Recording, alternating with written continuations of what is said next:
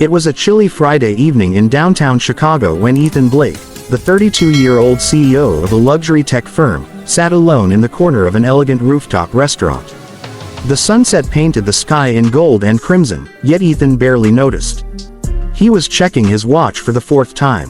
His best friend and business partner, Daniel, had convinced him to go on this blind date. "Come on, man," Daniel had said.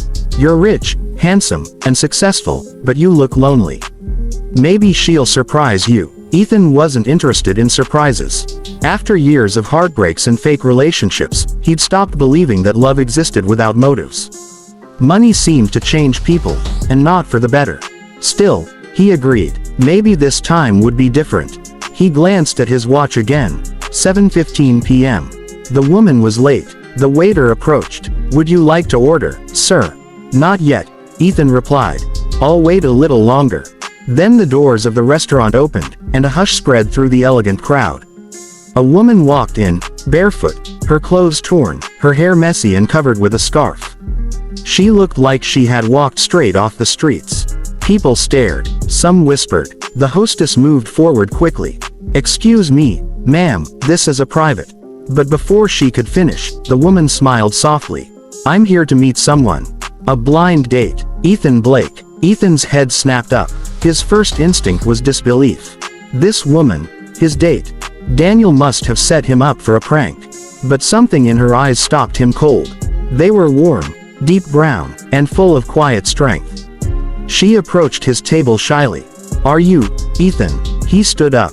"Yes, and you must be, Lila," she said, offering her hand with a small, humble smile.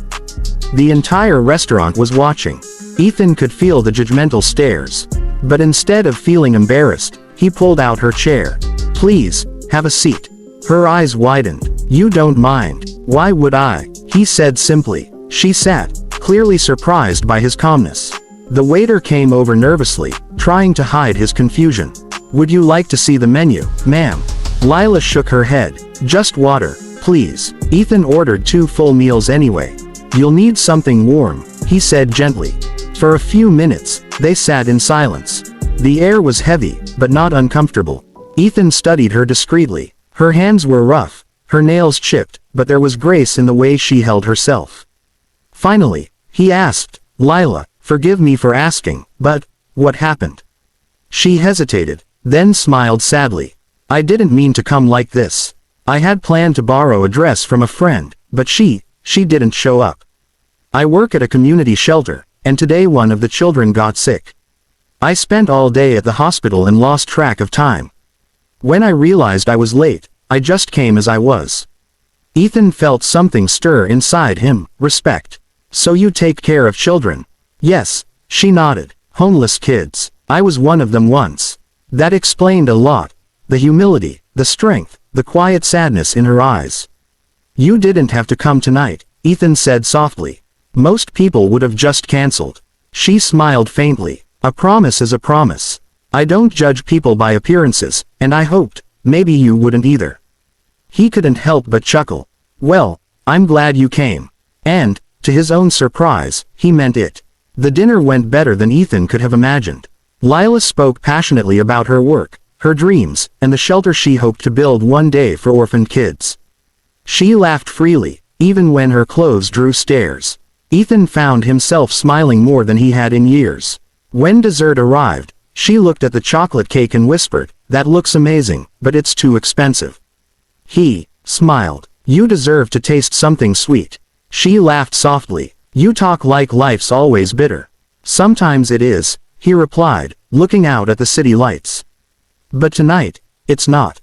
When the evening ended, Ethan offered to drive her home. She refused politely. "It's okay. I'll take the bus." But the buses had stopped running. She finally agreed when he insisted. As they drove, she gave him directions, not to an apartment, but to an old community building. She lived there, helping the kids and sleeping in one of the donated rooms. Ethan sat in silence for a moment. "You really live here?" "Yes," she said. "It's not much, but it's home." He turned to her. "You have the kindest heart I've ever met." She smiled softly. "And you have kind eyes for a man who looks like he's forgotten how to smile." That night, when she left the car, Ethan didn't start the engine immediately. He just sat there, staring at the shelter's flickering light. Something inside him shifted. The next week, Ethan found himself driving back to the shelter. He couldn't stop thinking about Lila. When he arrived, she was outside, fixing a broken bicycle for one of the kids. "Ethan," she exclaimed, surprised. "What are you doing here?" "I brought some supplies," he said, opening his car trunk. "Boxes of food, blankets, and toys." Her eyes widened. "You didn't have to." "I wanted to," he interrupted gently. The kids rushed over, shouting with joy. Lila watched him with tears in her eyes. Over the next few weeks, Ethan started spending his weekends at the shelter. He fixed broken furniture, taught the kids how to code, and even cooked once. He'd never felt so human. And every day, he fell a little more in love with Lila. But not everyone understood. When news spread that the CEO of Blake Technologies was spending time with a beggar woman, gossip filled the media. At a corporate gala, one investor sneered, "So, Ethan, we heard about your charity girlfriend." Another laughed. "You really think someone like her fits your world?" Ethan's jaw tightened. "She's more genuine than most people in this room." But the pressure grew. Investors warned him. His PR team begged him to stop seeing her. Still, he didn't listen. One rainy night, however, Lila showed up at his office, trembling. "Ethan, people are saying I'm using you. They're harassing the kids. I can't let this continue." He reached for her hand.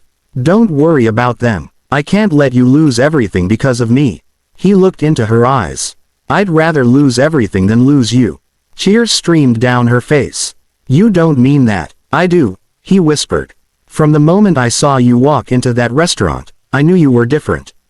You showed up as your real self, and that's the woman I fell for." She smiled through her tears. "You're crazy." "Maybe," he said softly, "but I'm crazy about you." Months passed, and Ethan continued supporting the shelter. He launched a new initiative, Blake Hope Foundation, to help homeless youth. At the grand opening ceremony, hundreds gathered. Lila stood beside him, now wearing a simple but elegant white dress. She looked radiant. When reporters asked about the project, Ethan spoke firmly. "This foundation isn't charity, it's an investment in kindness. I learned that true worth isn't measured by what we wear, but by what we give." The crowd applauded. Lila's eyes glistened with pride. Then, to everyone's surprise, Ethan turned toward her and knelt on one knee. "Lila, I've built empires, earned millions, and gained fame. But none of it ever made me feel alive, until you. You taught me that kindness is the real luxury. Will you marry me?" Gasps filled the air. Lila's hands flew to her mouth as tears streamed down her cheeks. "Yes," she whispered. 1,000 times, yes. The crowd erupted in applause. Cameras flashed, but all Ethan saw was her smile. A year later, the shelter had doubled in size. The Blake Hope Foundation had spread across 3 cities. Lila and Ethan lived modestly, often spending their evenings cooking for the kids or playing guitar by the campfire. When asked during an interview what inspired his transformation, Ethan smiled and said, "She showed up to a date dressed like a beggar, but in truth, she was the richest soul I'd ever met." And as for Lila, she never changed who she was. She continued wearing simple clothes, helping others, and reminding Ethan every day that kindness, not wealth, was what made life beautiful.